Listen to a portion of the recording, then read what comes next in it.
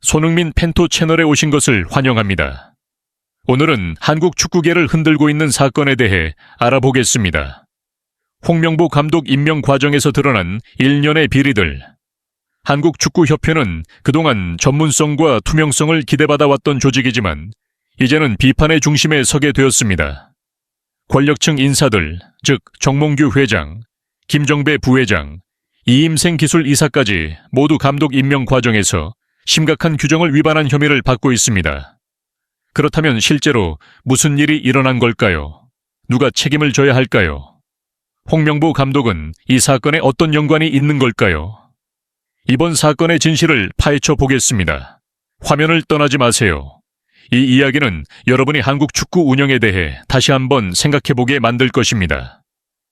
지난 7월 홍명보 감독이 공식적으로 한국 국가대표팀 감독으로 임명된 직후 스포츠윤리센터는 임명 과정에 대한 전면적인 조사를 시작했습니다. 임명 과정의 투명성 문제와 한국축구협회의 고위 인사들이 규정을 위반했는지 여부에 대한 의혹은 빠르게 언론의 주목을 받게 되었습니다. 초기 조사 결과 여러 가지 심각한 문제가 드러났습니다. 정몽규 회장은 감독 임명 과정을 감독하고 관리하는 데 있어 책임을 다하지 않았다는 비판을 받고 있습니다. 김정배 부회장은 법적 근거 없이 독단적으로 회의를 주재하고 기술이사인 이임생에게 권한을 부여한 혐의를 받고 있습니다. 이임생 기술이사는 감독 선발 과정에서 위원들과 투명한 정보를 공유하지 않았고 선택 과정의 객관성을 증명할 수 있는 자료도 남기지 않은 점에서 비판을 받고 있습니다. 이번 사건에서 가장 주목받는 부분 중 하나는 이임생 이사가 홍명보 감독을 포함한 후보자들과 면접 내용을 누구와도 공유하지 않았다는 점입니다. 게다가 그는 홍명보 감독을 최종 후보로 단독 추천하면서 그 이유를 입증할 수 있는 자료를 제시하지 않았습니다. 이로 인해 많은 사람들이 과정의 공정성과 투명성에 대해 의문을 제기하고 있습니다. 이 질문이 떠오릅니다. 왜 이런 실수들이 한국축구협회 같은 큰 조직에서 발생한 걸까요? 이것은 개인의 실수에 불과한 것일까요? 아니면 투명하지 않은 관리 시스템의 결과일까요? 이 사건은 단지 지도자들의 명예에 타격을 입힌 것에 그치지 않고 대중의 것엔 비판을 일으키며 조직 내 대대적인 개혁을 요구하는 목소리가 커지고 있습니다. 이제 각 개인의 잘못에 대해 더 자세히 알아보며 다음 부분에서 그 내용을 다뤄보겠습니다. 정몽규 회장부터 시작하겠습니다. 한국축구협회의 회장으로서 정몽규 회장은 조직의 활동을 감독하고 모든 절차가 규정에 맞게 진행되는지 확인할 책임이 있습니다.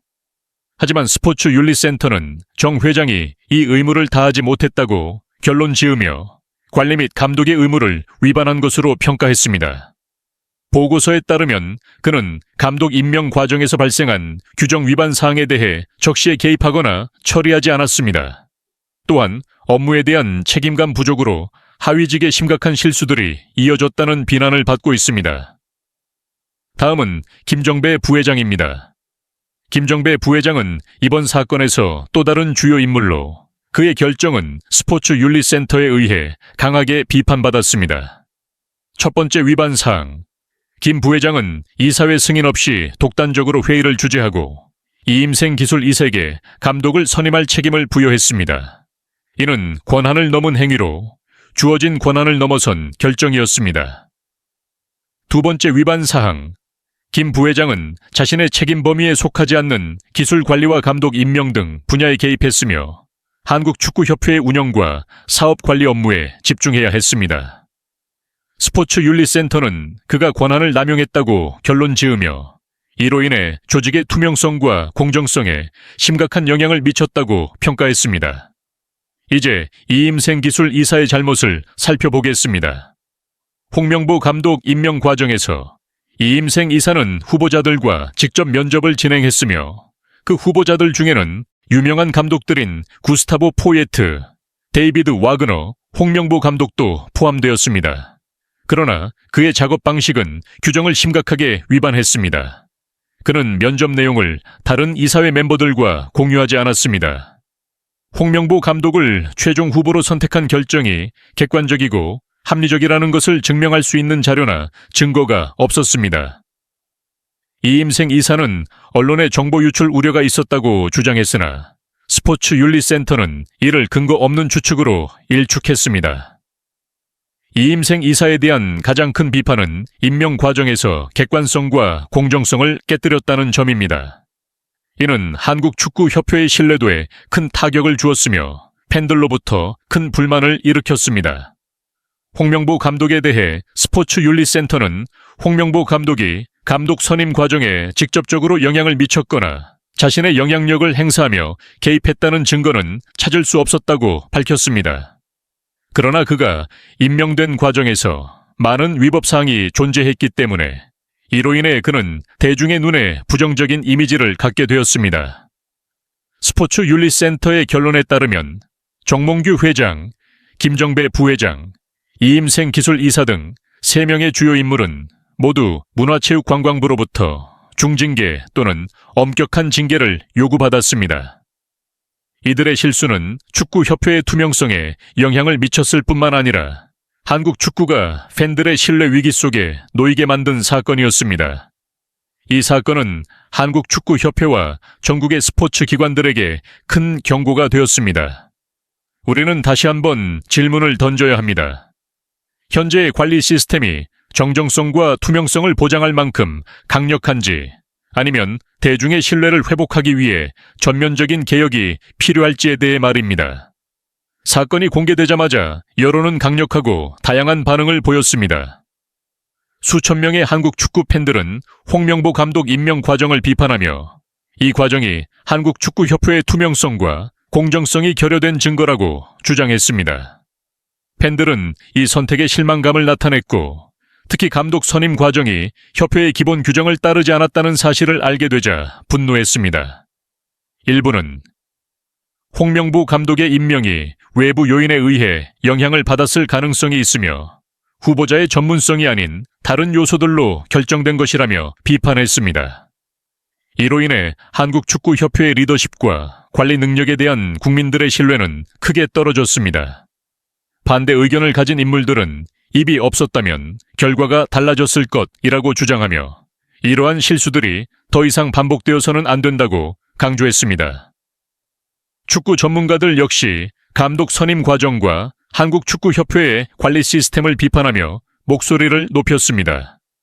그들은 이번 사건이 한국축구협회의 이미지에 영향을 미쳤을 뿐만 아니라 향후 국가축구 발전에 부정적인 영향을 미칠 수 있다고 경고했습니다. 그들은 국가대표 감독 임명 과정은 전문적으로 이루어져야 하며 중요한 결정들이 외부 요인에 의해 영향을 받지 않도록 해야 한다고 강조했습니다. 일부 전문가들은 한국축구협회 리더들의 관리 부실이 한국 축구에 큰 충격을 주었다고 평가하며 팬들의 신뢰를 회복하려면 협회는 결정을 내리는 과정에서 더 신중하고 투명한 개혁이 필요하다고 주장했습니다. 많은 전문가들은 한국축구협회의 관리와 운영에서 발생한 심각한 문제들을 해결하기 위해 전면적인 개혁이 필요하다고 주장하고 있습니다. 그중 하나로 제시된 방안은 축구협회의 모든 활동을 감시할 독립적인 기구를 설립하는 것입니다. 이를 통해 더욱 효과적인 감시 시스템을 구축하고 모든 결정이 투명하고 공정하게 이루어지도록 할 수 있습니다. 또한 일부에서는 협회가 중요한 문제들, 특히 감독 선임과 같은 결정 과정에 대해 더욱 명확한 절차를 공개해야 한다고 제안하고 있습니다. 회의와 관련된 정보를 공개하는 것은 투명한 근무 환경을 만들어 팬들과 언론의 신뢰를 높이는 데 도움이 될 것입니다.